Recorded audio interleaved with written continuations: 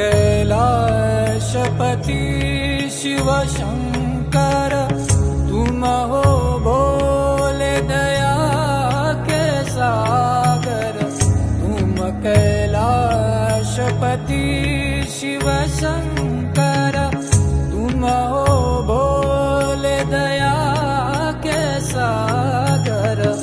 दूर करो सब दुख हमारे, दूर करो सब दुख हमारे। शंभो शंकर नमः शिवाय, गिरिजा शंकर नमः शिवाय। आदिदेव तुम नमः शिवाय, हे जगदाता नमः शिवाय, हे जगदाता